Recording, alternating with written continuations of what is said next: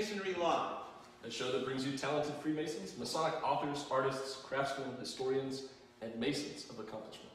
I am Frederick L. Milliken, Executive Director of Phoenix Masonry. And I am David Bindle. And we are here to celebrate our Freemasonry.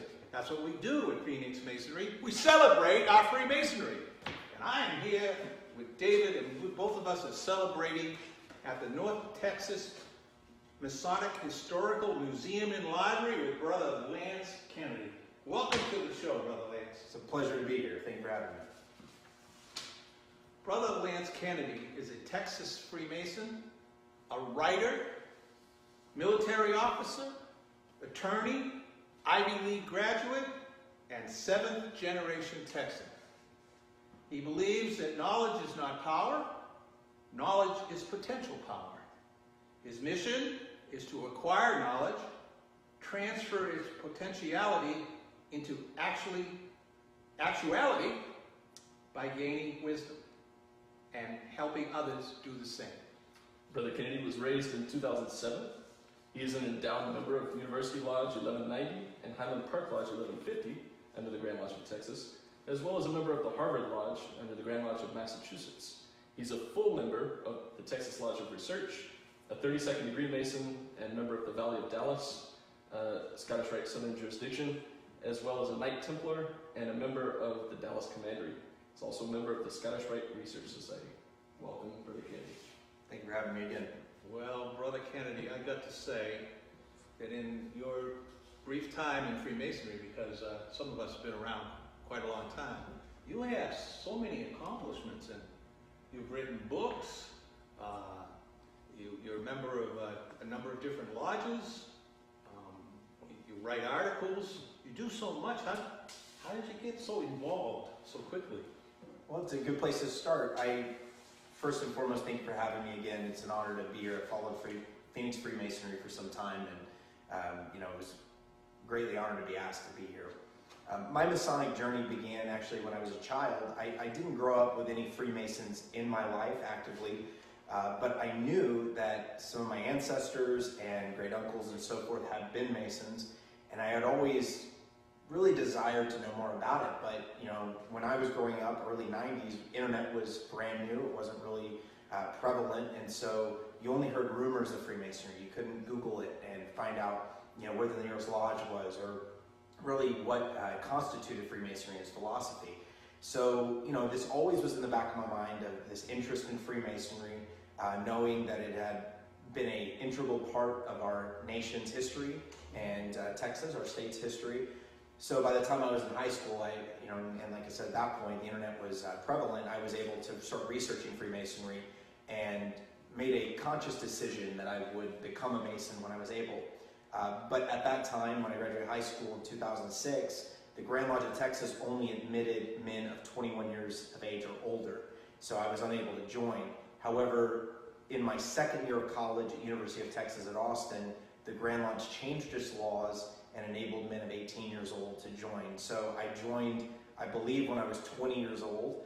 I was told at the time I was the youngest Freemason in Texas, and I was proud to be a member of the fraternity. So it's been about 11 years, and every moment, every year has been an extremely beneficial learning experience, and there's always new things to learn in Freemasonry.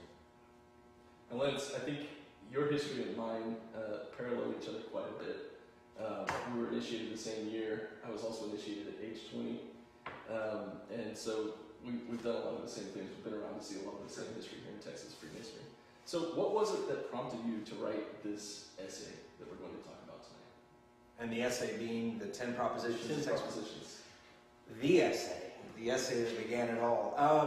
What prompted me to write it? I think, if you've been around Masonic circles for any period of time, whether it's 1 year, 5 years, or 10 years, and particularly if you've been an active participant in Freemasonry in the life of a lodge, of Grand Lodge, its appendant bodies and the like, you start picking up on, I don't know if it's intuitive at first or maybe it's conscious, but you start realizing that there's some issues that are facing our fraternity, whether it's societal issues, questions within the fraternity of the relevancy of fraternalism and the like. And, you know, you start developing ideas as to what are causing this. Particularly, it may start as a frustration, right? You might say, you know, why aren't there more young guys joining? Why am I the only guy in my 20s in this lodge? Why, you know, I'm really interested in this, but no one else seems to be. You know, I think it starts maybe with those type of frustrations, but then you start developing, at least I did, reasons and rationales as to why we're in the present situation. And then you develop from that prescriptions as to fix the present situation and the conundrums that we're facing. So, you know, I don't remember exactly the genesis of my article, but I do remember waking up at about 3 in the morning and deciding I must write. And maybe like Muhammad, I was compelled to do so. I didn't have an angel, but I definitely felt a compulsion to write. And out of that came my 10 propositions, which were basically just 10 things I noticed in Texas Freemasonry and Masonry in general that I felt were things we could easily fix. Easy might be a relatively, I don't know, naive term, but rather things that are blatant, that we can address in our fraternity, that can make big impacts and set us up for success in the future and alleviate some of our fears of you know, decline and so forth. Okay. Now, I know that you've discussed these 10 propositions at length in different Masonic groups online, or probably in conversations with brothers, and maybe you've even presented them at lodges before. I'm not sure about that. And I know that I've listened to some podcasts where you were on Fort Worth Lodge's podcast for a couple episodes. There was a 3-hour interview with you on it, which was really incredible. Sure. Really enjoyed that one. Have you seen any changes come about in Texas Masonry, maybe as a result of or in response to your 10 propositions? Well, I do. I think change comes slowly in organizations such as ours. I mean, for the viewers that maybe aren't Masons, Freemasonry is over 1,000 years old that we know. We have a 1,000-year-old recorded history. We have lodges that have minutes from the 14th century. So the idea that we're going to change on a dime, we're going to change overnight is not really I think a fruitful thought. However, I have noticed some things, and I directly believe they're a response to my article, namely younger brothers that are very involved actively, are starting to echo some of the sentiments that I wrote about. And one of the reasons why my article, I think, garnered so much attention when as viral as it did, I mean, it was read by, I know, a number of Grand Lodges because they contacted me. The Grand High Priest of Illinois wrote a 10-part article series on the article. So I know it had some resonance with brothers, both in Grand Lodges and also rank and file members. I've seen them, brothers starting to post memes, starting to comment, starting to echo these sentiments openly, whereas prior to my article, I don't think that was really the case. And I'm not going to take credit where credit isn't due, but you know, I put my neck out there. I said some things that I think a lot of people were afraid to say, and the response has been largely positive. So, you know, whether or not that catalyzed this conversation that Grand Lodges, appendant bodies, local lodges are having is, you know, maybe speculative, but I would like to think, and some of you know, anecdotal evidence has shown me that it maybe did. Great. Yeah. Great. Well, let's get into some of them specifically. Sure. You want to go down one by one, or you want to talk about any particular one to start with? Well, I mean, the first one, guard the West Gate. You know, I don't think we need to bore our audience maybe with my full, you know, analysis of each issue. But, you know, I made it the first point for a reason, which is, you know, I've seen, and I think it encompasses a lot of emotions and sentiments, but, you know, we have this attitude in our fraternity, which is, if the numbers are declining, the easiest way to fix the numbers is being as open and accessible as possible. Have open houses, invite as many guys in as possible, and somehow that's going to appeal to, let's say, men under the age of 40, which is the target demographic. My opinion is the opposite is true. Younger men, and David might echo this, we've had everything given to us. You know, the baby boomers are the ones that came up with the idea of the participation trophy. It wasn't the millennials, baby boomers did. And so we've had participation trophies, we've had awards given to us, we've had people pat us on our back our whole lives. Nothing has been earned.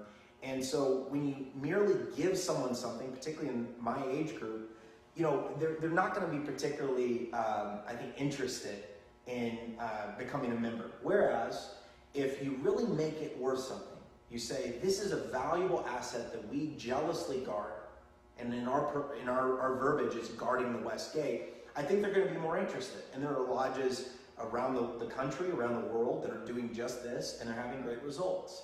I think part of the problem is that some individuals who will not be named want to turn a blind eye and want to do the exact opposite. So instead of looking at lodges like in Dallas, Joe P. Lightfoot, which on its average night is filled with guys under the age of 40. I mean, by and large. And they have a long list of potential initiates. Instead of looking at them and saying, hey, what's the formula they're using, which is being very difficult, being picky, being somewhat exclusive in a positive way, they're doing the opposite. So, guarding the West Gate, I think, like I said, encompasses several aspects of our fraternity.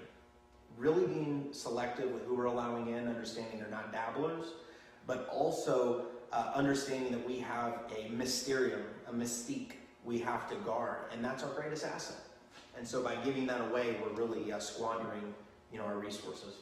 I think Joel P. Lightfoot is a great example. Also, just to put a plug in for another lodge I think that's doing great things in Grand Lodge of Texas is Fort Worth number 148, and Rick Moore, who I had an opportunity to interview, and when I did, I found out some amazing things that he's doing with millennials. Well, there's also San Marcos Lodge, St. Albans Lodge, my mother lodge, University Lodge 1190. But by and large, and I apologize if I'm leaving out lodges, but I think the commonality amongst all these lodges is that they really raise the bar. They're not just handing out petitions, and it's really sad. I've been present, and we all probably have, at lodge meetings where a new brother, or well, not a new brother, but just an interested individual comes in, and immediately they're being handed a petition. I mean, almost, the second they express any interest, and I think that just cheapens what we are. So we don't know anything about them. We also want to make sure that they understand that they're partaking in something valuable. And that goes under that heading of guarding the West Gate. So talk to me about the GI generation and the revisionists, because I have some difference of opinion. Sure, I mean, you may, and some people did. And I don't have a big disagreement. I just think that you're missing a little bit. Well, I'll tell my perspective, and then you can correct me. Well, actually, I'm not going to correct you. I'm just going to my analysis is pretty simple, which is, if we look at historic Freemasonry and global Freemasonry, it's a fairly selective, secretive organization with high standards, high dress code, high dues, and the like, and all that comes with that. They're very serious about it. Something had to have happened in the American mentality to transfer from 19th century Freemasonry to 20th and 21st century Freemasonry. And I put the burden and the rationale of why this occurred with, really post-World War II and post-World War I and post-World War II generations. My grandfather was a Marine in World War II, right? I mean, I have nothing against the World War II generation, but when they left their military units, they were seeking fraternalism. They missed, being in combat, really bonds you with fellow men, right? So they joined the Elks, they joined the Moose Lodge, they joined the Rotary, they joined the Odd Fellows, and they joined the Freemasons. But there's something about Freemasonry that's a little different in that, we have these really heavy concepts we try to convey, and we have these really deep rituals and some things we do that are a little spooky. So, for guys that particularly weren't looking for that, they just saw a convenient framework, those other aspects, the esoteric, the ritual, the pump, and so forth, got, I think, downplayed. And, that became the norm in most American lodges. So, you go to the baby boomers. The baby boomers rejected anything their parents did, for more or less, and so you really had a 20, 30-year gap of membership after the GI generation took over the craft. And it wasn't until really the late 1990s we started seeing an influx of new Masons. And then now you go to a lot of lodges, there's plenty of millennials joining, but there's really this age gap. And so, there's probably many reasons why we could diagnose Freemasonry and say this is what occurred. But I do think there was maybe an unintentional change that took place that really, I think, cheapened and really watered down the craft to our detriment. I would just add to what you said. I have no correct. I agree. I think that the GI generation added to the superficiality of Freemasonry and sort of watered it down. But then again, I think the biggest influence was the Vietnam War, and we had the dropout society. And in the dropout society, it wasn't good to join anything. It was drop out, don't do anything. And Timothy Leary, right? I mean, yeah, Timothy Leary, and the dropout society. And drop out. What happened in lodges is the people that were master and the officers, and also in grand lodges, is that they had no influx of new Masons coming in because everybody dropped out. So they had to do double duty. They had to do a second generation of running the lodges. And what happened is that you had new men coming in and their grandfathers were running the lodge. If you think there is a little difference between father and son culturally, you ought to see what the difference between grandfather and grandson. And it's taken us a long time for the grandfathers to pass away and for new blood to come in. And it didn't have to be that way, but I think the Vietnam War really had a very bad detrimental effect on Freemasonry. Also, the definitive work on this subject is by Professor Robert Putnam, who wrote a book in 2000 called Bowling Alone. And he charted the demise of not only Freemasonry, but every other fraternal group, church group, bowling leagues, everything. The information age also, you have to admit, has some effect on this. It has, but you know, it's interesting enough that, for instance, bowling leagues are coming into vogue again. You know, there's Oddfellow chapters that are growing like crazy. I mean, I don't think, you know, I think we're coming into an age where perhaps the generation that grew up with the information age and social media craves that connectivity that only comes in person, right? So, you know, I'm optimistic, I should say, about the future of our fraternity, but I think we have to really understand what attracts people, and particularly young men in their 30s. I think that's our 20s, 30s to early 40s. That's our target group. And by, you know, losing that mystique, really, I think does a detriment. So, but yeah, I agree. You know, we're in a new age, and we really have to now wrestle with the issues that brought us to this present juncture. And I agree completely with what you just said, and I'd also like to echo back one of the points you answered, you were speaking about earlier in our conversation, about how young men, what they're looking for when we come to the craft is we're looking to be challenged. One of the messages I'm frequently putting out in my circles is that when a young man comes to the craft, he's looking for a sense of accomplishment. He wants to be challenged, he wants to go through an ordeal, and he wants to accomplish something that he can be proud of. Yeah, exactly. If he can look back at that and say, look, I've accomplished something, I've done something, I have made myself that better man that we all allude to when we say masonry makes better men. No, you are, and I just want to add a personal story, an anecdote that I had. I was in a local lodge here in Dallas, not going to be named, and I invited two of my friends. Both were about my age, let's say 1 or 2 years older than me, and they were very interested in Freemasonry. And they show up to the lodge, and a very well-meaning brother in his, let's say, late 50s, early 60s, comes up and basically sits down, excited that these two young guys are there. He's like, listen, this isn't a problem. Within the next couple months, we'll get you to become a Mason, and then basically you can become a 32nd degree Mason in a day. And to him, he's thinking like, we're going to give you this like honor, and then you're going to be thankful that we did it. Neither of those guys became Masons, and both of them told me explicitly, man, that was a letdown. Like, I thought I was going to have to work to become a Mason, and let alone a 32nd degree Mason. And the fact you're telling me it's going to be some easy task is not, appealing. So if anyone can do it, why would you want to do it? Exactly. So explain to me, because you just made a little sentence here, a little statement that I think that just blew everything away, and nobody noticed it. So I noticed it, and so I want you to. Okay. Explain to me the loss of mystique and what you mean by it. Loss of mystique. I mean, I told you when I was a kid, I didn't have Google where I could like look up like Freemasonry and learn everything about it, and read the Wikipedia page and watch YouTube videos, all this. What drove me and my interest was the fact I knew nothing about it.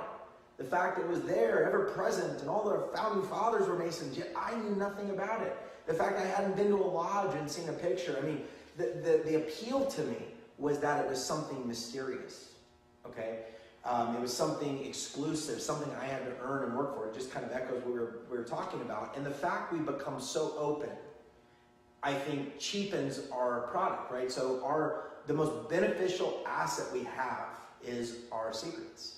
Our most beneficial is our allure, right? That there are these guys that are doing this mysterious work. They're serious about their lives. They're trying to become better men. They have this, libraries with philosophy, but it's, you have to learn. You have to work to learn it. That's the mystique that I think drives guys to become Masons, particularly in my age group. It's not ease of access. It's not, freebies, in other words. And so when lodges try to become so open to the community, and this is something I really disagree with some policies that are being advocated, such as open houses, I think it really does the exact opposite. It turns guys away from Freemasonry rather than attracts them. And the same thing goes with, we can talk about this later, but family days and inclusion of families in every aspect of Freemasonry. This is a fraternity. It's for grown men. It's not for my 5-year-old son. It's not for my wife. It's not for my teenage daughter. It's for men. And when we try to spread it out to our family, we take away from our church activities, our civic activities, and so forth, but we also miss what this is. This is a fraternity. And it is only a fraternity, period, in my view. So to follow up with that, and I'm sure that there's some people out there are thinking the question I'm going to ask you. Okay. Explain about this on the table in front of us. Well, we were reciting lines from Hamlet, weren't we? Right? Yeah. David. No, I mean, we put this here because it looks pretty cool, right? It's a skull. It's not real. That'd be illegal. But beyond that, I mean, it kind of goes into a concept that we as Freemasons talk about quite a bit, which is Memento Mori. And, if we look at basically every ritual we do, there's this constant reminder of our mortality, that life is short, whether it's the scythe or the hourglass or the skull. Life is short. And, it can be squandered easily. So whether we're an older man, a younger man, and so forth, we really have to have the view that every moment counts, that we really have to become the best men we can possibly be. The way we do that, though, is keeping death, right? I mean, this kind of concept of our mortality ever present. We're not immortal. I will die, we'll all die someday and go to the ground. And what happens to us is another question. But the point being, Freemasonry teaches us, and I think it's an important lesson, is that death is an ever-present aspect of life. A caveat of this, and a part of my essay, was that our fraternity, particularly in Texas, has distanced itself from any image of death whatsoever. And a prime example, and this would be a great TLR pick, a kind of an issue with our fraternity, as I said, has been kind of this idea that, death is something scary, that we need to distance ourselves from death. And I don't, like I said, it might be a good Texas Lodge research paper, but the Grand Lodge of Texas changed its logo at one point. If you go to Grand Lodge, there's the original Republic of Texas seal, which had a skull and crossbones in the center, to the new one, which doesn't. I believe that is a star, correct? Right, yeah, those are the seals of the Grand Lodge of Texas. And if you go to the Grand Lodge Memorial Temple in Waco, you can actually see some large versions of those seals embedded in the wall. The seal of the Grand Lodge of the Republic of Texas and the seal of the Grand Lodge of Texas, sure, which was its successor. And I don't want to assume why there was a change made, but my assumption is, and what I've been told since I became a Mason, was that we weren't supposed to have square compasses, or not square compasses, excuse me, skull and crossbones, images of death on our rings. We weren't supposed to have it, really anywhere present. And it never made sense to me, because if you go around the world, if you look at our fundamental, treatises and so forth, those symbols are everywhere present. So I didn't mean to kind of ramble, but that's why we have a school. No, but there are others too. To follow up on the follow-up. Sure. There are others, like in Massachusetts Freemasonry, which I came from. They made us take the word temple off every building. But they made us take Masonic temple. It was emblazoned on the outside of the building, and take the word temple down and put building in. But do you think those do you think those two? I mean, okay, prime example. In the Texas Monitor, there was the rebus symbol, right? It's this highly esoteric symbol which deals with duality and so forth, a deep esoteric Masonic symbol. They removed that from the monitor. I can only assume, though, that all these kind of changes had a similar rationale, which was somehow to sanitize and to, really make Freemasonry more family-friendly, more church-friendly, and so forth, rather than what it really is, which is a mystery school. And your key word is sanitize. Well, there you go. David? Yeah. So, We should talk about dress code at some point, too. yeah, we probably ought to. Tell us, what are your thoughts on dress code? I mean, we're obviously all in Yeah. coat tonight, and I'm wearing a tie. Well, How do you dress for lodge? So for those that are watching, back to my essay, beyond, let's say, multiple terms for Grand Masters and academic lodges and guarding the West Gate and getting rid of all appended or associated organizations, not appended bodies, none of them were as controversial and oft criticized as claiming that we should have a dress code in our lodges in Texas. And I found this to be kind of hilarious, as to be expected somewhat. I'm a Texan. I get that we're very, let's say, laid back kind of group of people. But I found it interesting because had these brothers, the ones that are criticizing what I'm saying, visited any lodge in the world outside of the United States, particularly a rural lodge in the United States, they'd be sorely surprised that those lodges would not admit them if they weren't properly dressed. They didn't look at the tag and see where they bought the clothes, but there was a certain uniform that is required, and it's virtually uniform worldwide. It's a dark suit, dark tie. You go to Australia, it's morning attire, morning suits, but by and large, it's extremely formal. Right. The anomaly is the United States, and so what I hope to do is bring Texas Freemasonry in line with global Freemasonry, in that we should have a semblance of formality, and part of that is just because I think that having whether it's a collared shirt and a jacket or a suit, or my preference, a dark suit and a dark tie, it lends itself to the solemnity and the sacredness of the fraternity and the acts that we're participating in. I completely agree with that. And just to clarify something, I don't think you are suggesting, or did suggest, that there be a uniform of Masonic dress across the entire state, but merely that each lodge has to decide for itself. What is our expectation for dress in this lodge? Well, I think I did actually suggest a baseline, which was maybe a coat and tie, Gotcha. or a sport coat and a tie, or a sport coat and a collared shirt at the least. But the idea is that we should at least have a base minimum of what we consider acceptable. And what I keep hearing is, particularly from brothers from rural lodges, and I apologize if you disagree with me, fellow listeners, but they keep saying something to the effect of, well, brothers from rural lodges, come right off the field or right off the bull rig, and they're going to go to the lodge, and they don't want to, they can't change and so forth. Well, my answer to them is set the meeting time 30 minutes later. That gives them plenty of time. Or carry your suit with you. I guarantee your lodge has a bathroom you can change in. Or even better, if that's an issue, why don't you ask your lodge to buy a bunch of coats and keep them on hand in case you're not properly dressed. But my point is look, if your grandmother dies or your mother dies, do you show up in coveralls? I mean, do you? I don't think anyone in the planet, whether it's Billy Bob from where I'm from, Texarkana, or a guy from Dallas, they're not going to do that. So we need to take what we're doing seriously, and that includes the way we dress reflects that. And I wouldn't go to a wedding in shorts and flip-flops either. Unless this is maybe a Hawaii destination wedding. Yeah. Okay. Yeah. But I think that's kind of my point, is that the way we dress, not brand names, not cost of apparel or anything of that nature, the process of dressing, of putting on a certain coat or tie, it prepares us, right, for what we're doing, rather than hey, I'm going to go show up the lodge, have some cold spaghetti, and talk about a blood drive. It's a little bit different in those regards. So This is part of a bigger subject that you should touch on. What I call TO, or traditional observant lodges, or what you call observant lodges. observant masonry. Yeah, is this in your opinion the way we should go? Well, I mean, I mentioned earlier in our interview several lodges across Texas that are gaining, membership readily, right? They're actively gaining members, particularly young members. And one of the commonalities you see with them is a certain solemnity and formality.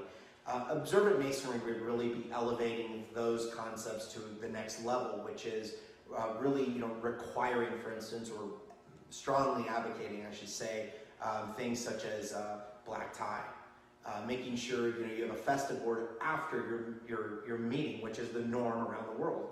This is something that's kind of yet again another American anomaly, to eat before lodge, so I can eat tons of carbs and be tired when the secretary is reading minutes. It doesn't make sense. Or for instance, the nature of your meeting, how you conduct it. I do think observant Masonry is the future of Masonry. And what we're going to see in Texas in particular is the center of gravity of our lodges is going to shift from the rural areas to the cities in alignment with the populations. Small towns are dying. The lodges in those towns generally, by and large, aren't growing. And as it shifts to cities, you're going to see more observant Masonry, because that is what is in demand. Yeah, I think as long as you and I have been Masons since 2007, it's been kind of a bit of a lightning rod topic, but in the United States, the traditional observance movement, if you will, or the observant Masonry movement has been growing. It's been very appealing to our generation. And so I first learned about it around the time that I came in, and it was something that I really wanted to see happen in my lodge.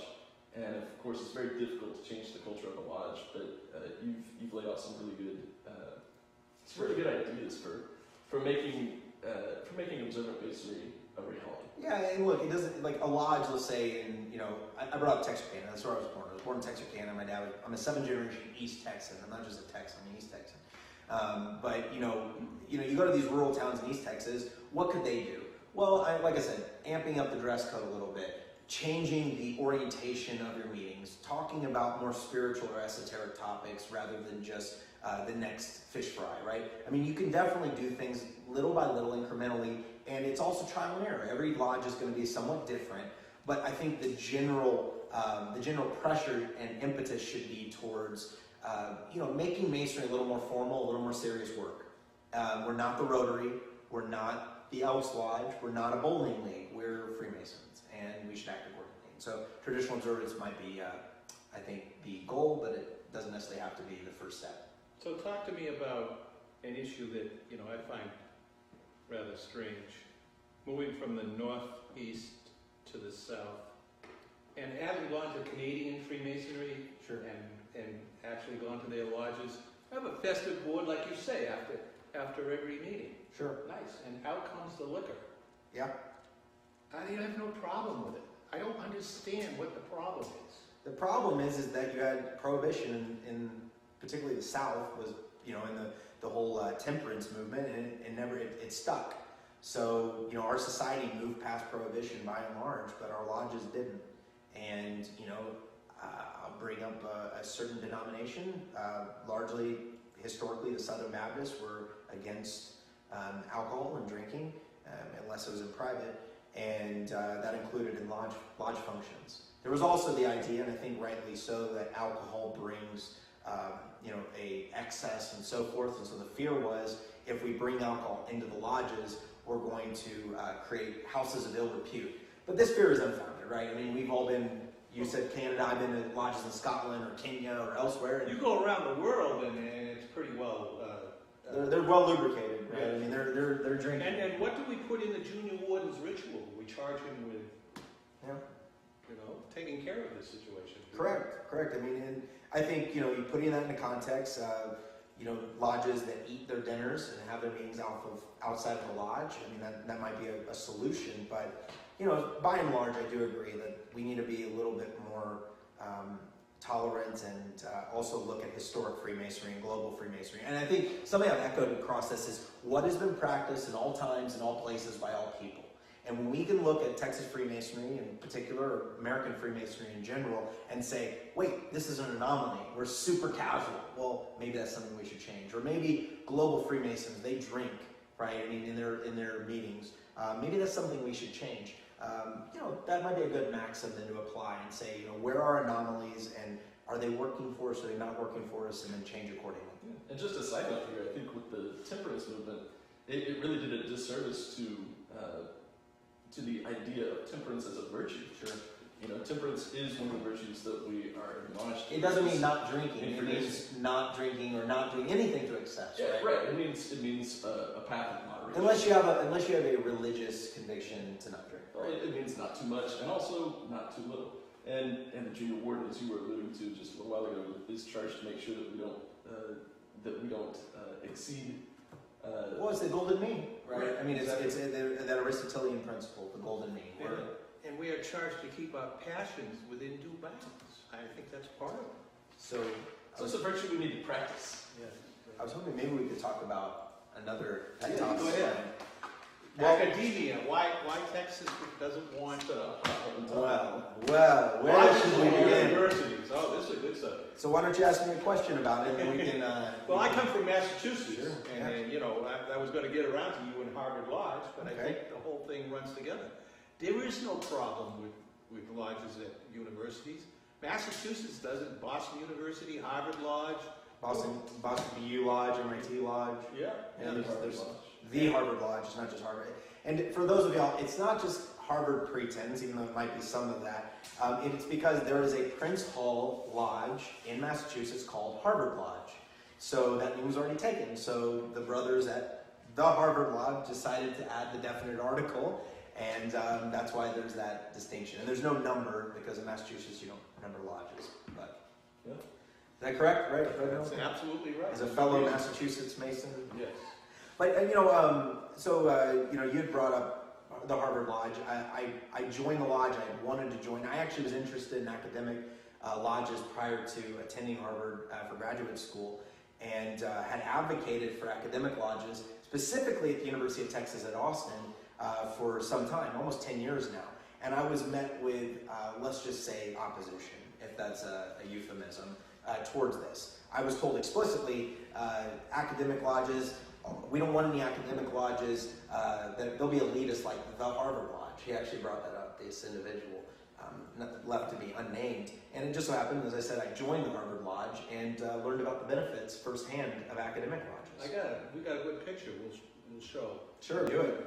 And the picture you'll show is of me, two brothers who gave me their permission for me to have their picture in my photo at our annual communication. I'm wearing the Grand Lodge of the Republic of Texas apron of the full member of Texas Lodge of Research, and we're wearing our academic robes in the Corinthian room of the Grand Lodge of Massachusetts. It's a beautiful room. But Been there many times. yeah, but I think, and my point of adding this into my paper and bringing this up, I think this serves a real need in Texas and other states. And part of this is because we have, let's say the University of Texas, right? You have about 30,000 men, young men, right, in one location.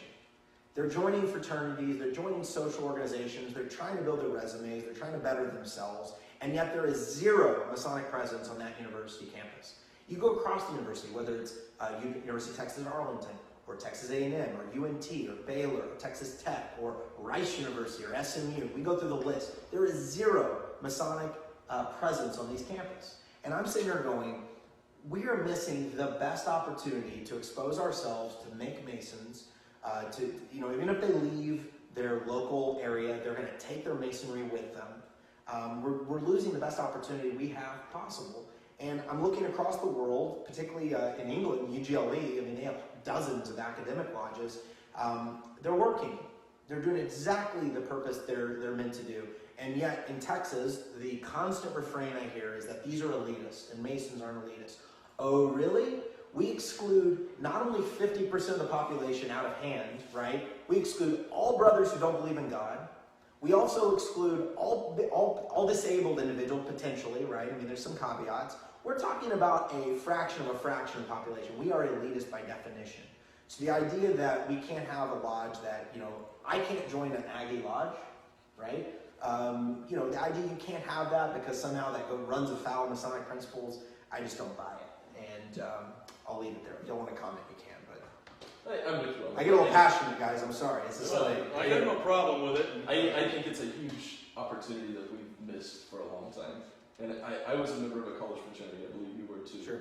And I know that if there had been, kind of a clear path forward at my university to join Freemasonry. My college fraternity is what first interested me in Freemasonry, but if there was a path to join Freemasonry present at my university that was drawing members from these other college fraternities, that would have been so helpful. And it would have been, I imagine it would have been the kind of experience that I was looking for at the time. Yeah, and look, and so I can give you my firsthand, experience with the Harvard Lodge. One, I go back almost every year to Boston. I fly across the country, as do dozens of brothers from around the world. There is there's a sort of fraternity that, you exist in Freemasonry in general, but you add that added layer of having a common connection with your, college, and, you go in a lodge room, or we have an apartment, so to speak, decorated with your college of colors and, things and aspects of university. It really adds that added fraternity. It makes me passionate about Freemasonry, right? Secondly, as you said, it's a clear path on campus to become a Mason. One of the criticisms I've heard from several brothers is, well, won't this stop Masons from joining, or these guys from joining our lodge? I just want to ask them, how many guys are actually joining your lodge from these universities? 1, 2, 3, maybe a year? I don't know. I'm being generous here. We're talking a real poverty mentality when we're saying, 1 or 2 guys, we're going to fight over that territory rather than exposing ourselves to, potentially hundreds of thousands of young men in Texas. I think all the criticisms that we have about this topic, and I don't want to beat a dead horse, I think they're unfounded. And if any brother really has a concern about what this is, it's not a drunken frat. Not a single academic lodge in the world has become a drunken fraternity. They can join the Shriners if they want to do that, or the Jesters. Okay, and those are sanctioned by Grand Lodge. The idea that that's going to happen is unfounded. Secondarily, go to the United Grand Lodge of England's University Scheme website, and you will find all the information you need about academic lodges, their plan, their PDF documents of how they're going to implement it, and go look at how many lodges they have and the type of fraternity and funnel it creates for potential Masons. So that's my solution, one of my solutions. Excellent. Well, let's shift gears for a minute. Please. Are you done with that one? I'm done. I'm done. Okay. How can we have a better initiatory experience in lodges? Well, And maybe another question that Sure. goes with it. Should we be teaching more about the mystery tradition? Does that those two questions kind of go together or not? I think they absolutely go together. The first question is, how do we have a better initiatic experience? This goes to the real question of what is initiation. Is initiation, okay, and this is a question, it's rhetorical because I'm going to answer it, but is initiation merely a liminal test, some type of experience we go through? So one sense you're not a Mason, the next moment you're a Mason, right? This kind of ritual we pass you through, so you're one of us. Is that what initiation is? Or is it something deeper?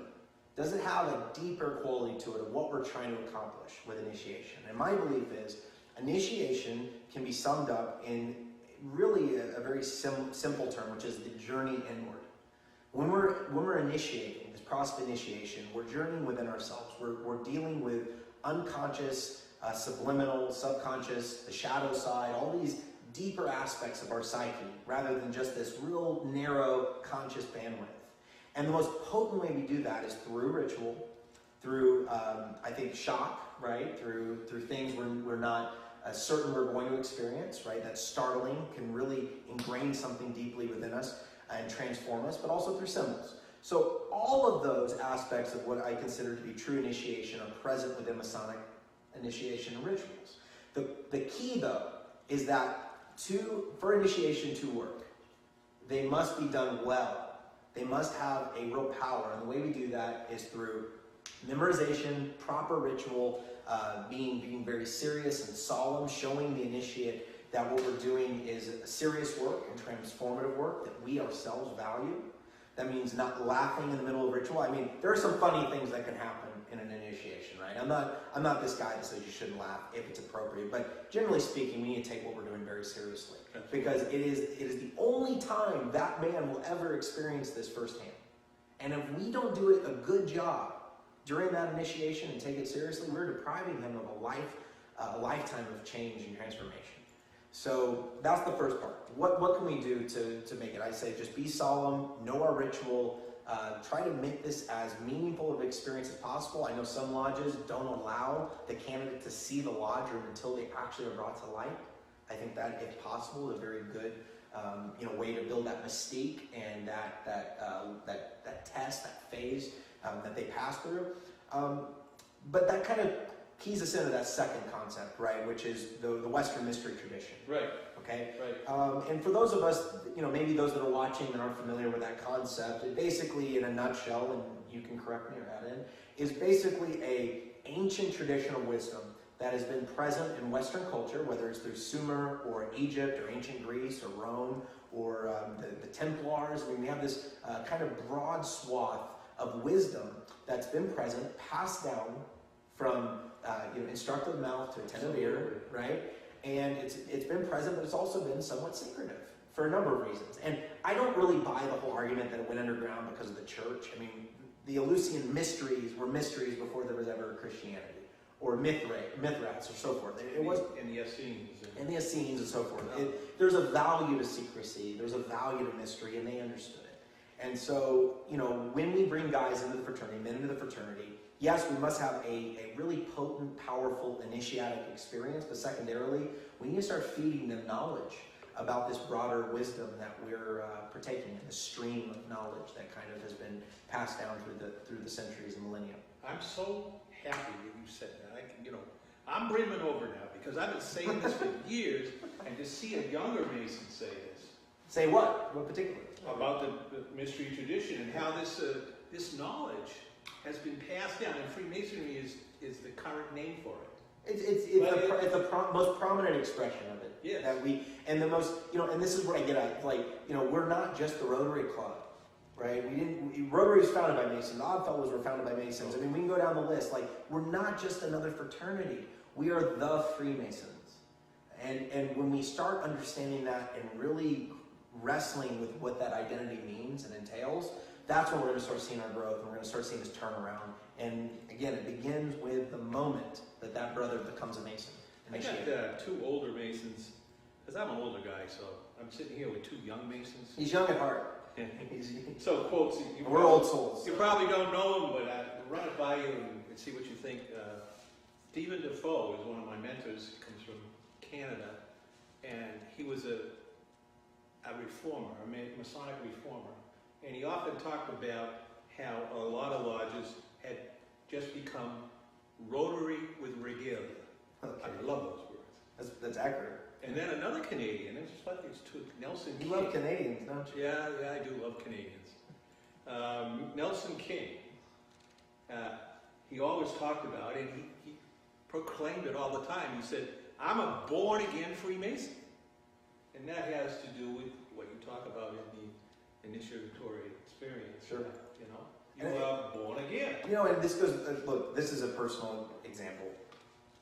Maybe I didn't realize it when I was going through and learning the work about, working tools and what was going on, but 4 or 5 years after my initiatic experiences, I just somehow, something happened in my life and boom, this phrase would pop into my head. This lesson I had learned in initiation, right, and the rituals would pop in my head and would teach me a lesson that I would apply to my life to be better. And that's the power of what we're doing. It's something that's different than just going in a classroom and learning something. It's something deeper. It's something like I said, it's subconscious. We're really dealing with the bedrock of your identity, and that potent initiatic experience is that which causes the transformation over time in the individual. So I take that very, very seriously, what we do with initiation, and I think we as a fraternity, can really make a difference there, and I think it'll help our retention, of having these powerful, potent experiences. All of these ideas that you're talking about have been written in books written by Freemasons, for Freemasons, for centuries. Yep. And I think it's important for us to realize, to recognize that the change that the craft is undergoing right now, the change that you and I have been a part of for over a decade now, I'm afraid you've been a part of for a little bit longer, it has been, the craft is becoming cognizant of its own identity. I think that for a long time we lost it. Great way. And now we're remembering who we are as a corporate body. Great way. It's the zeitgeist, right? I mean, it's coming around. Like the general understanding is finally kind of, I think we're turning that corner. And I think I'll give Brother Bindle here the credit. He said it to me once, and I think I didn't necessarily understand what he was saying initially, but I came to accept it, which is, I think in 20 years, you said, it'll be the most interesting time to be a Mason. And I can't help but agree, because we're really, right now, maybe it's not the vast majority of brothers, but a large number of brothers are waking up and saying kind of similar things about what we want to see out of the fraternity, but they really won't particularly take hold, we think, and really come to fruition. But in 20 years, I think you're right, that's when we're going to see all this stuff coalesce and really have that next golden age of Freemasonry. I think we're in a period of concentration at this point. True. There's been a delusion that we talked about during the 20th century, and I think now things are really starting to concentrate. We're remembering our purpose as Masons. I agree. We're coming back to the reason we exist. And maybe that's because of more esoteric study. But, my question would be, how do we get more esoteric study into the lodges? I mean, we all say that that's what we want. And what are the baby steps necessary to actually do it? Because there is resistance. Well, I think there's some resistance for a number of reasons. One is fear of the unknown. If you joined the fraternity because you wanted to participate in charity and hang out with guys, which are, I think, admirable, aspects of what we do, not the primary ones, but secondary. If that's why you joined, then maybe adding in the esoteric component, which should be, in my opinion, the forefront of what we do, not because I'm an esoteric Mason, is because I am a Mason. And being a Mason implies transformation and taking what we do seriously and our philosophy seriously.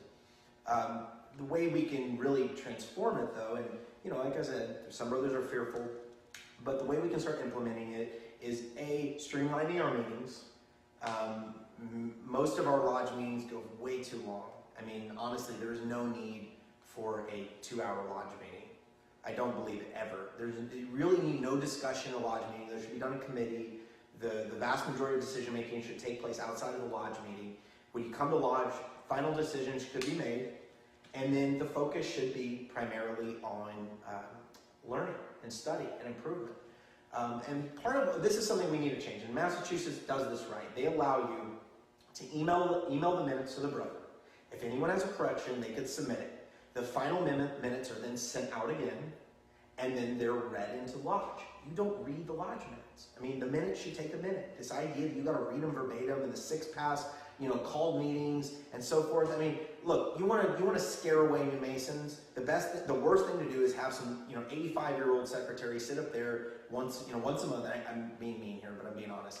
Sit up there and say, I'm going to go read the minutes for the next 30 minutes because this is my place to grandstand. Fine. He gets his jollies off by doing that. But guess what? Every Mason under 35 just looked at his watch and said, hey, I can't wait to get out of here. Boring business meetings. Boring business meetings. It's not necessary. It's not what we should do in lodge. And I got another bone to pick. What's that? As far as I'm concerned, we should outlaw fundraisers. If you can't charge enough dues to do the stuff in your lodge, then what you're doing is, while a whole bunch of Masons sit home, you're requiring a small amount of group to raise money so your dues can be lower. Well, you're also expecting non-Masons to support your lodge. Yeah. And you were becoming beggars. I mean, look, here's the truth. As you said, if you take the expenses of the year, including charity, and you divide it by the number of active members, that should be your dues, right? I mean, you might need to reduce some things, you might need to cut, here and there, but by and large, you need to work within your means. I mean, that's my opinion. You have endowments, we have other means of garnering income, but dues should be set sufficiently high enough to support the lodge. And this goes back to the 1950s. Lodges had, I think if with inflation, they'd be somewhere around $500 a year, but they never were raised. And we have this constant refrain of, what about brothers on fixed incomes? Guess what? I'm salaried. I'm on a fixed income. I mean, you garner no sympathy from me whatsoever. I'm sorry. Lodges can help their brothers that can't pay. Brothers that can't afford it can pay the lodge dues of brothers that can't. But by and large, we need to increase the dues. I kind of feel bad because I feel like I'm going to get like, some brothers out there like, oh, he's yelling at me. But I promise I'm a really nice guy. I'm just You just set off the Amber Alert. I set off the Amber Alert. What are you saying about me, David? Nothing. So when it comes to your Masonic activity now, where would you say that you're most active? Where are you contributing the most? Where are you exerting yourself the most in Masonry? Well, I mean, I'm not a past master. I'm not a lodge officer. Right now, my interest in Freemasonry is really introducing the craft to non-Masons, young men that I've met that have expressed Masonry to me. And I can vouch for that. In the last 24 hours, Lance has sent two Incredible guys, good guys over to me and said, "Hey, these yeah, people want that." Look, it doesn't make any difference which lodge. Well, it doesn't, but I feel more comfortable sending it to particular lodges than others. Right, yeah, but it doesn't have to be your lodge. No, they're not my lodge. I'm not a member of David's lodge. I'm not a member of. I'm a member of one Dallas lodge, but like I said, I particularly think JPL is, in my opinion, and Hillcrest is another good lodge, and Highland Park and Plano is a great lodge. There's a handful of lodges here I recommend to, but depending on the gentleman, I'll kind of curate which lodge I send them to. And one of my friends I went to high school with actually ended up as an apprentice of Joe P. Lightfoot, based on my suggestion. So I find that my role as of now, though, is, I'm live streaming this. Probably some of the individuals watching this, most of them aren't Masons, but they're sitting there and they're interested. I want to be someone that, people know I'm a Mason. They find what I write about non-Masonically interesting, and perhaps then that introduces them to the fraternity.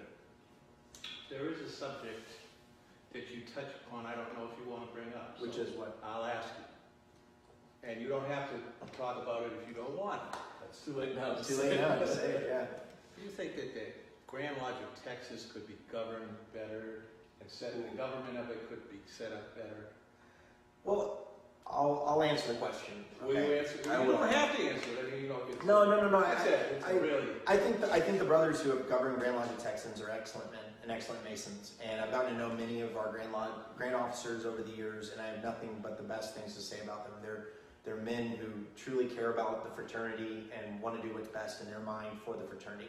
I do feel though that structurally though, this isn't any one individual. I'm talking about the system. Yeah, the system. I do prefer a system where we have a Grand Master who actually wields the authority and the power of Grand Lodge. And more than 1 year?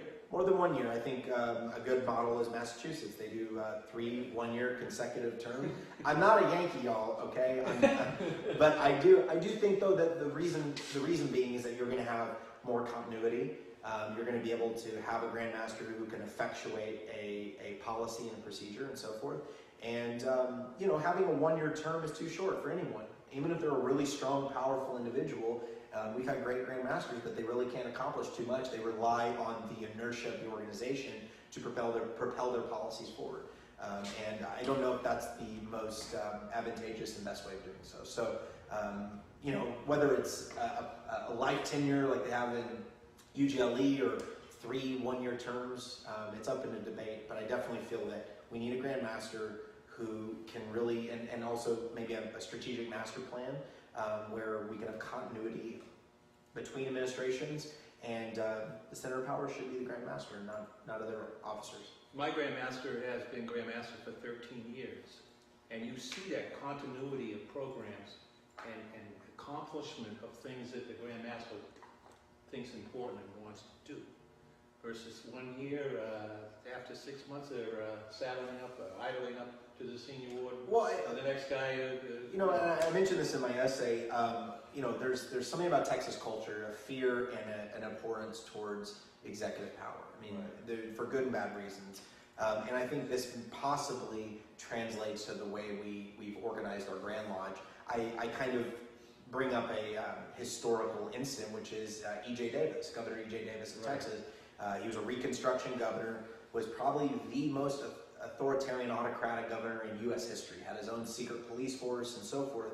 And because of how egregious and heavy-handed he was, not only was he almost lynched, the people of Texas revised our Constitution to spread executive power amongst multiple office holders, rendering the Texas governor actually constitutionally one of the weakest governors in the country.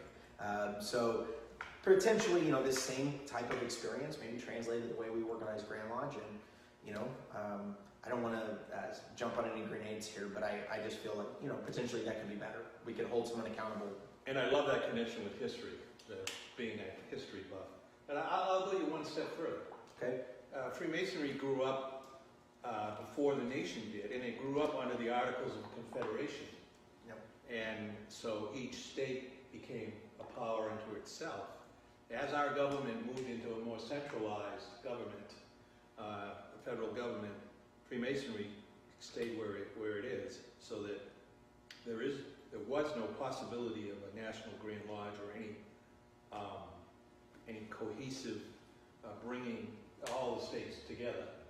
My problem with it, and I'm not a National Grand Lodge believer, but maybe some sort of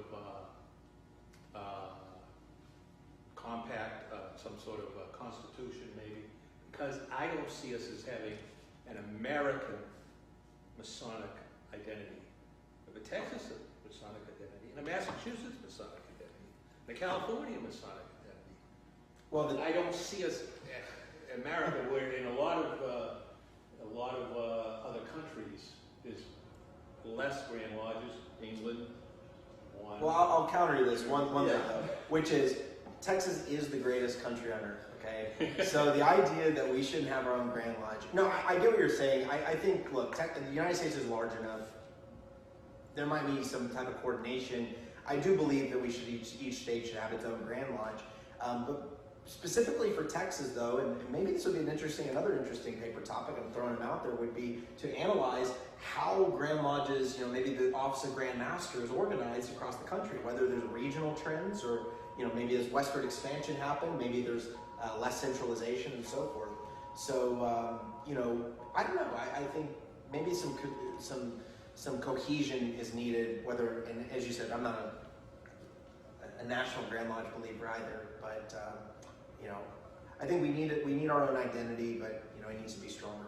Well, if you saw the differences between the way Freemasonry is practiced in West Virginia or Arkansas versus the way it's practiced in California or New York or were you bringing up Arkansas as a comic relief, or? No, I'm not really in favor of the way. No, I know. I'm just saying because there's. I mean, even if you agree or disagree, there's a great mild difference. There absolutely is. But there's a great mile of difference between Massachusetts and Texas or Mississippi. Not as much as some, but there is some. Yeah. Sure. Yeah, and I would argue that internationally, American Masons are known as being very casual. We are with their masonry, very open. We are. Masonry. And to some extent, openness is a good thing, but it also comes with some cons. Yeah, it does, and it wasn't. I don't think it was intentional. I mean, look, our founding fathers were open Freemasons. Many of them were. George Washington laid the cornerstone of the U.S. Capitol in a Masonic ceremony. Every president and vice president of the Republic of Texas was a Freemason, as was Crockett and Bonham and Travis, and we go down the list, right? Bowie. They were all Freemasons, so they were very open about their Freemasonry. Whereas, you go to the Czech Republic, where I was at this summer, they had multiple regimes that were that persecuted Freemasons, whether it's Soviets or Nazis or the like. So, there's a historic reason and rationale for it, but I think there's a happy medium, and we find that in many Commonwealth countries where they're not so secretive you can't find them, but they also don't put to be one aspirin bumper stickers on their car, or wear cheesy shirts around and stuff. They value it enough not to degrade it. Very good. You know where I stand with those bumper stickers. So what haven't we covered, especially in this paper, that we haven't asked you? I don't know. I mean, I think let's look. Yeah, I have a question. Since you've written this paper, have you had anything that you wish you had written differently, or any maybe additional propositions that you wanted to add to it? Well, I actually will bring up one I did write. And to answer your question, I haven't really thought of anything that I would add. I think I covered most of my bases in terms of what I would want. This one, number 9. You spoke about it very briefly, but I did briefly, Yeah, but do it a little more. well, okay. So What are we talking about? So it's number 9. Remove the dying appendages. And I know some people took umbrage at my use of the word appendage when I was referring to associated organizations. And I apologize to the brothers in the audience because they may differ by views. But you know, some individuals are gonna. I think you were. What was your title in Demolay? Master Counselor? Okay, Master Counselor. Okay, I don't know what that is, but it's a title, right? You were active in Demolay. It's like being master of a massage. Okay, so there you go. You know, I'm not going to pick on Demolay per se, or Rainbow Girls, or Eastern Star, or the like. But my thought is, look, we have limited resources. We're not the Freemasonry of the 1950s or 60s. We don't have, you know, hundreds of guys bringing at the seams that we can funnel them off in every activity and cover every base and start all these family organizations. We're not that masonry anymore. And what I've seen is these lodges, particularly small lodges, they're trying to keep, you know, the Eastern Stars going, and they're trying to keep the Dimly chapter up, and they're trying. You don't have the resources. We don't have the manpower anymore. It takes, on average, 60 hours to make a Mason. Okay, if you're devoting any of those hours to organizations that don't make Masons, you're doing a detriment to the fraternity. And this is my opinion. Differ from me if you wish. But I believe that all these organizations that I've named rose up, particularly in the post-war periods. I give the dates in my paper. Eastern Star, I think, is a little bit older, but for the most part, most of them came about in this golden age of fraternity, and you know, they should be set on their own way. If they can't survive on their own without our lodge's support, then so be it.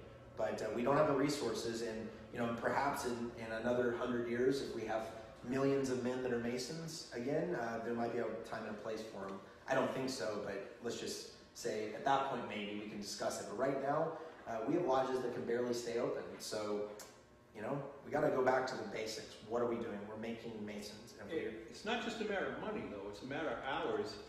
If blue lodges are not doing well, maybe it's because some Masons don't go to Blue Lodge anymore. They go to Shrine, or they go to York Rite, or they go to Scottish Rite. Or Grotto. Or Grotto. Yeah, you know, and there's only so many hours in a day, and there's only so much you can do. And I know a lot of Masons who do a lot, and join a lot of different organizations and do a lot with them. But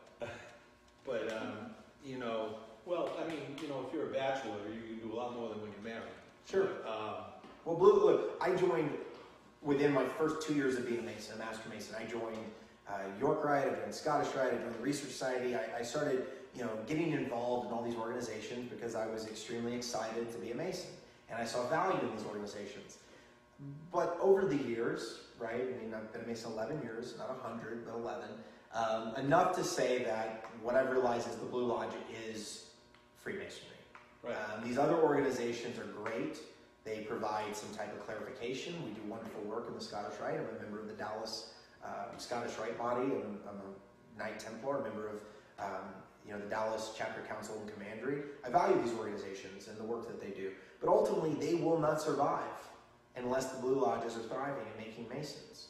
And when we're diverting all of our attention to social activities and our, this group and that group and the other group, we're not putting those man hours in the Blue Lodge, which is where it is That's the needed. point I was making. Yes, absolutely. And then when we're not putting the hours in because we're at these other organizations, we're at Blue Lodge doing fundraisers so we can raise money. So we don't have to raise dues. Yeah. Because then we don't have to make Joe Blow down the, Brother Joe upset that we're going to make him pay whatever a month, and so we can pay the bills. And another issue is endowments, right? We talked about that. I mean, endowments, they should be, I think, commensurate with age. It should be a sliding scale. You know, you should not be able to buy an endowment unless you've been a Mason for 5 years, and even then, it should be priced according to your age, whatever formula you want to do. In my lodge in Boston, I believe my endowment would cost right now about $6,000. If I was my dad's age, it might cost 1 or 2. But there is a fairness. It's not unfair to base it on age. Yes. So, what do you think about maybe? I'm not familiar with the Grand Lodge of Texas, all their regulations and rules, but not being able to join Scottish Rite or York Rite or anything else until you've been in Blue Lodge for at least a year or 2. I don't know if that's a requirement. It's not a requirement at the moment. It's in Prince Hall Lodge. It's a requirement. You can't go on unless you've been in. I don't think it is a requirement. Maybe it's something we should think about. They're confirming it's not. Look, I am not anti-Scottish Rite. I am pro-Scottish Rite. I'm a fan of Albert Pike, right? I mean, I wrote my textological research paper on his philosophy. I'm a fan of Albert Pike. I'm a fan of the York Rite. These are worthwhile organizations to join. There's some changes that need to happen in them, but the truth is that they're beneficial for Masons. That being said, maybe you should sit around a Blue Lodge for a little bit and really absorb what you went through. Maybe that's a good idea. Yeah, I think one of the other podcast hosts, Masonic podcast hosts, I believe it was John Ruart, did a survey of Masons from around the country. And it was a very extensive survey. And one of his findings was that a lot of Master Masons who have gone to join pennant bodies in Masonry, like York Rite, Scottish Rite, or others, say they wish they had waited until they'd been a Master Mason for a year or 2 years. And so I think, great idea. I mean, how does it work? How does it work in Pro Masonry? It works very well because we get Freemasons that are better educated and understand, you know, what it's all about. You come in and you're initiated into Freemasonry. First of all, you won't assimilate about 20% of what you go through in the degrees. And then, you know, it takes time to study and realize what you're into and what it's all about. And you need that before you go on and try to fill your head with other stuff. Yeah, I know when I went through, particularly the York Rite, I went through the degrees. First of all, they were all done in one day. But I couldn't tell you 90% of what I went through. I mean, I remember bits and pieces of it, and I remember thinking that these are beautiful rituals and so forth, but I couldn't tell you the lessons I learned. The Scottish Rite was somewhat better because they were spread out over 2 weekends, right, the festival, but I think that by and large what we're doing is, and you know, is kind of what you see in some states. We rush guys through the process thinking, once you become a Master Mason, once you become a 32nd degree Mason, then you're going to stick around. And the opposite, as you said, is kind of not true. The problem I see is that it's really an attitude that a lot of lodges have, or that a lot of brothers have. That you know, when it comes time to doing ritual or to having a good lodge experience or a good festive board experience, all too often the impetus that they bring to the table is to just get through it as quickly as possible so that it can be done and we can get back to our everyday lives. And you know, just getting through it is really not enough to satisfy anyone's intellectual curiosity or any hunger that they may have for these mystery traditions. Yeah, and I didn't mean to interrupt, but Go ahead. just as a kind of a statement, we talked about this earlier. I mean, being like I said, a fan of the Scottish Rite, I think if it was up to me, we would spread out the degrees, every degree over 2 years. Yeah. And it may take you 2 years to become a 32nd degree Mason. It may take you 10 because you skip the degrees, but so be it, right? I mean, you will go through every degree. You will have the requisite amount of time to assimilate what you've learned. Perhaps you wait 2 years, and I don't know, maybe you'll see a higher rate of attendance, but that's up to the Scottish Rite to decide. But same thing goes with our Blue Lodge degrees. We hear it quipped all too often that Masonry is a lifelong journey, and so there's no haste to get through it really, to get all the degrees up front and then enjoy them for the rest of your life. Because you have all the wisdom in the world when you're a 32nd degree Mason. I mean, as soon as you get that black cap, man, you're master of the universe. Yeah, if we actually had to learn it each step along the way, you can really spread out degrees throughout a lifetime. Well, and think about a normal festival too. Now we're going in the weeds with Scottish Rite, but like some of the best, in my opinion, the best, most powerful degrees you don't really go through. I mean, 27th degree, Night of the Sun, or 31st degree. I guess with 31st they now are doing that, but there's some really cool stuff, and if we took it and spread it out, it might be more potent, and you'd have more exposure to it. Getting back to what you were talking about is, I know that I visited your lodge and many times, David, and you have your newest brother and do papers on what it meant to them. Yeah. And And we've adopted that now in my lodge. Well, I'm glad to hear that. So that, you know, every new Master Mason is required to give a lesson on something he's learned. Yeah. And you better have learned something. You're right. And so in my lodge, we don't make that, it's not necessarily an expectation of a paper, but we like for a brother to be able to put it into words. And if it turns into a paper, then he's probably thought through better and kind of committed to what he's saying a little more. But the idea behind it is really not to, it's not to be a research paper, but rather to have it be an introspective paper on how the brother himself has transformed after he's received a degree. And so if he can come back and tell us about his transformation, something that he's proud of having accomplished, then he gains in that foundation that he's built for himself, in himself. And he's able to then qualify and feel qualified to receive the next degree, whatever that might be. Well, and this kind of you know, ruminated for a second. You know, I had this idea of, okay, you're adding something, right? You're making them, or requesting, or however you want to phrase it, into a paper to really go to the next degree. And I would think some brothers would think, well, adding any type of requirement is going to, you know, run them off. I think the opposite is true. When you make things, that we said in the beginning of this interview, a little bit more meaningful, not difficult, but you know, that rough and rugged road, so to speak, right? You know, going through saying, hey, you know what, you showed up to our lodge, but we want to wait at least 3 months to 4 months, maybe 6, before we really feel fit to, you know, have you fill out a petition and submit it. Or saying, hey, you know, we want you to do a paper between the degrees to make sure you understood personally what you were going through. Or you're not going to see the inside of our lodge room until you're initiated, right? I mean, these little things we do, as I said, you know, I think really is what builds that mystique. And if anyone's watching, I've kind of said this like 60 times now, but making things difficult, making things worth something, making people earn things, particularly young men, is not going to run them off. What runs them off is you making this so easy and so readily available that they don't have to earn it. It doesn't mean anything to them whatsoever. It's just another social club, some freebie that they can add to their wall of participation trophies.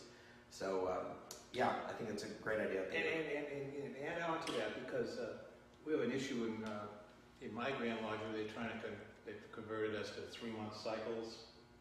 But we have a tradition, especially in my lodge, Prince Hall Lodge for all you out there.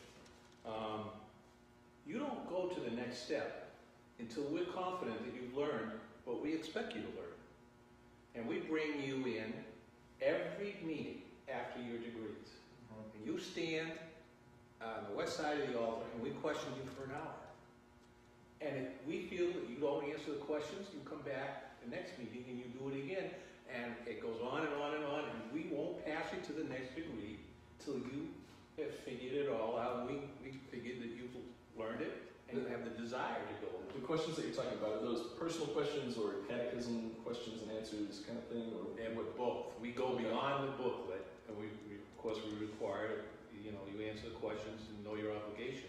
But then there are other questions. Yeah. History of Prince Hall. The history, you know, the application, you know, how does this apply to life? And what would you do in this particular situation?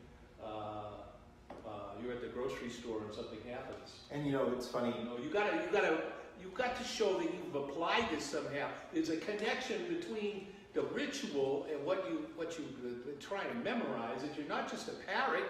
That somehow you assimilated this and it's meant something to you, and you're now ready to apply it. And we demand that in our lodge. Well, and every Prince Hall Mason that I've met is a serious Mason. They're not casual, you know. There might be exceptions to it, but the Masons I've met that are Prince Hall Masons, you know, they know why they're Mason. They take it very seriously, and they'll let me over in traffic, or they'll, you know, they say hi to you when they see you because they, as I said, they really take it seriously. It's not just some, and perhaps it's the rigor that they go through in their process. And I assume that's probably the case. Well, I know that even under the Grand Lodge of Texas, it used to be that in between each degree, before you could proceed to the next one, first of all, your first petition for initiation to the lodge only covered the first degree. You were petitioning to be initiated as an entered apprentice. And if you if you wanted to advance to the second degree, you had to file a petition for advancement with the lodge and have them vote on that at another stated meeting. I think maybe there's an alien invasion happening right now. I'm not quite sure. You really get the Amber Alerts following you, don't you? Oh, geez. It's been about 6 of these tonight, I think. But yeah, in order to advance to the second degree, you'd have to file a petition for advancement. The lodge would have to act on that before you could receive the next degree. And so it really was a matter of the lodge deciding at each step along the way, is this brother ready for advancement? It wasn't merely a matter of fact that because he's done his proficiency, he's ready.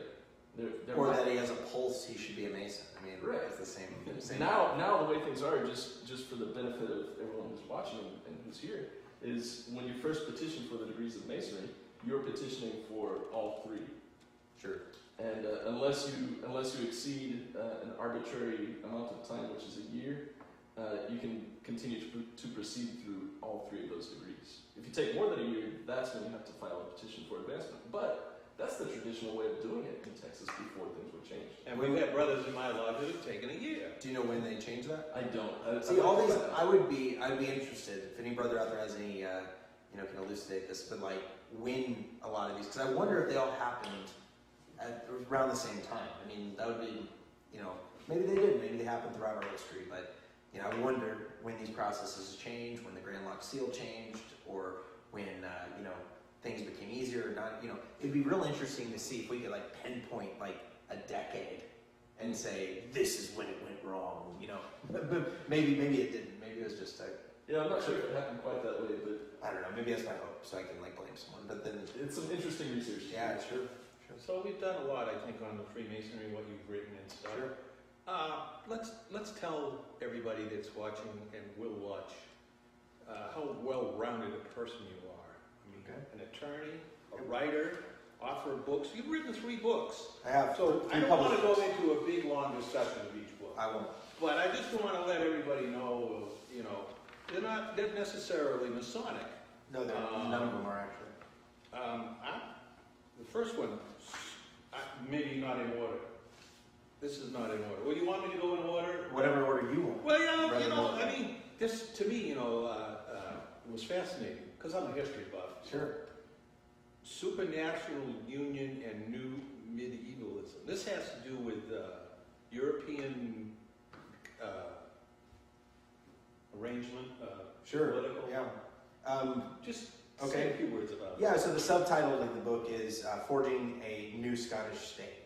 And what the thesis, my thesis was actually my Harvard master's thesis that got published by a London-based publisher under that title.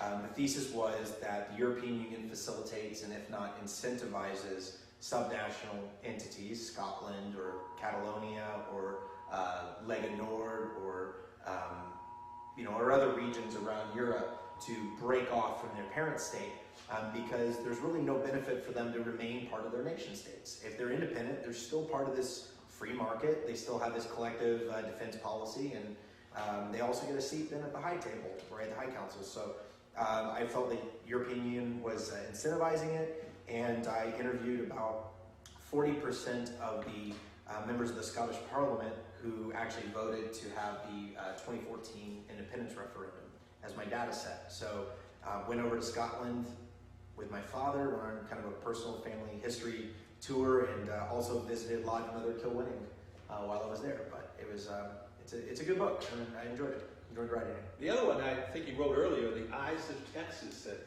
secret society. That's great. Yeah, it's great. Talk a little bit about that. So the full title is The Eyes of Texas, the secret society that controls the University of Texas at Austin. And it's actually a personal history. When I was a student at the University of Texas, to make a long story short, helped force a secret society, a clandestine organization on campus to the surface. And through our research and through revealed documents, it came about that it was actually founded and managed by the University administration. And I have Public Information Act requests. I have all the emails that were leaked. I have membership names. It is what it is. It was founded by the University administration in the late 1970s to really control the student body to make sure it didn't become too radical. given the climate, political climate in the 1960s. And it translated itself, over time to being really a kind of oligarchic institution. And I inadvertently, and these students that were with me inadvertently exposed it by pressuring for reform in our student government. But as a result of that pressure, these revelations came to light. So the book details and documents that. And what's kind of been the shakeout of that since? I mean, are they on double secret probation now? Or? Sure. Well, first and foremost, the initial aftermath caused a massive reformation, revision of the student government apparatus. There was a Supreme Court constructed. There were really a dispersal of powers, and so forth through multiple branches. And the Eyes of Texas was no longer a registered student organization. They kind of went underground. And from what I can tell, they really don't wield much power anymore. I think the university kind of saw them as a liability at that point. But the membership, and from what we learned, swore loyalty to the university and its administration and to further the interest of the university. And, whether that meant being members of the Texas legislature or benefactors or so forth. So I don't really know the extent of their power because I don't have the full membership roles, but given the names and the individuals that we were able to identify as members, it's a very elite, influential organization. Does it make you a persona non grata anywhere? Or? Yeah, I mean, I would in some sense, in some circles, but I kind of felt that the reaction was more like you are a worthy adversary in a sense. Like like I said, I did it just because I felt it was the right thing to do to push for change in our campus, but I haven't really had any attacks or any type of negative actions towards me. And what's really great is when I'm sitting around with university alumni, UT alumni, and they don't know who I am, and they're like, what year did you graduate? Like 2009. Like, oh, do you remember that secret society that got exposed on campus? And I'm able to be like, yeah, I actually was like part of the reason why you know about them. So buy my book. And I'd be trapped as, say, Freemasons want to take over the world. we do. We're reptilians. We live under the earth in the hollow earth. Now, the last book, I couldn't get any information. Yeah, this one's not on Amazon? It's not on, the other two books are on Amazon. This one is on my website, lancekennedy.com. It has an amazing cover. It does. The city called him. Called to him. Called to him. The city called to him. The city called to him. Okay. Yeah, it's a novella. It's about 100 pages. It's fully illustrated by a musician named Sorn, S-O-R-N-E, Morgan Sorn. He was featured in Rolling Stone magazine. Brilliant musician, brilliant artist, and he partnered with me to work on this project. And it's a kind of an allegorical fable, or all fable is allegorical, but it's a fable, and it really deals with the concepts of decay and regeneration, of walking away from problems and then returning to them, to solve them, but realizing that self-sacrifice is really the only way to do so. Had we not dealt with them prior, the consequence is greater. But what's interesting about it is I actually had a friend of mine who's a Dr. Greg Brown, who's a professor of psychiatry and medicine at University of Nevada. He wrote the foreword, and his analysis is that he actually saw Jungian parallels of the ego uniting itself with the anima and consummating it in some type of marriage death ceremony. I'm not a Jungian, but he saw a lot of psychological parallels. So I think it's it's a deep book. It took me a while to write, and they're for sale. The copies, I have 50 copies left. They're limited edition printing. They're $50 a piece. You can buy them through my website or contacting me directly through Facebook. And I'm hopefully going to do, once those are sold, a mass paperback edition. So buy the limited edition. It sounds a lot like something that David Hill has talked a lot about. Well, Brother David Hill's a good friend of mine, and David and I have, he knows Greg Brown as well through a number of other circles, and there's a real commonality with the concept of initiation, going deep in ourselves. That Joseph Campbell, Hero with 1,000 Faces. There's this parallel to our own lives, and the hero of the story, right, who's just called the traveler, is kind of all of us, right? I mean, we go back to our home and it's desolate, which is ourselves, and we have to regenerate it through self-sacrifice and work. And that all feeds into Chuck Dunning and contemplative masonry. Yeah, I mean, Chuck's another great Mason, and he writes a lot about kind of how to make your Masonic experience more worthwhile by kind of participating in that aspect of journeying inward, contemplating our mysteries.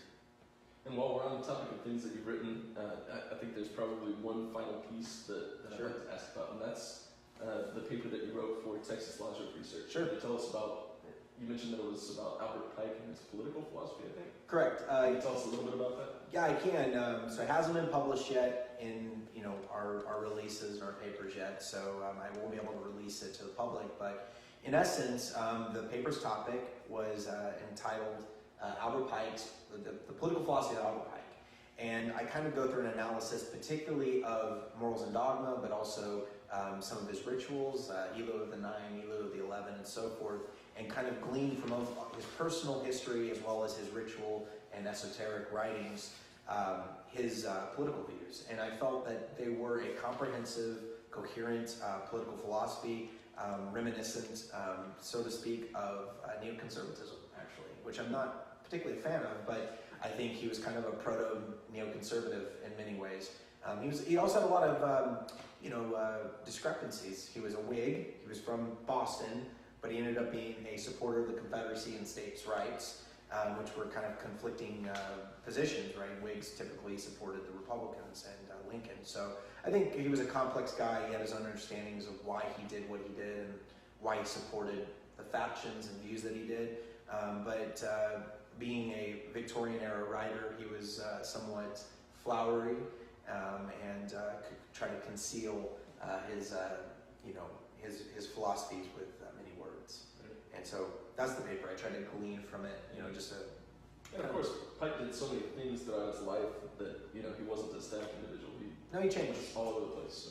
He changed, but yet again, I have his extant writings, so they're particularly from Morals and Dogma as the main source, and then I have those other supplementary sources as well.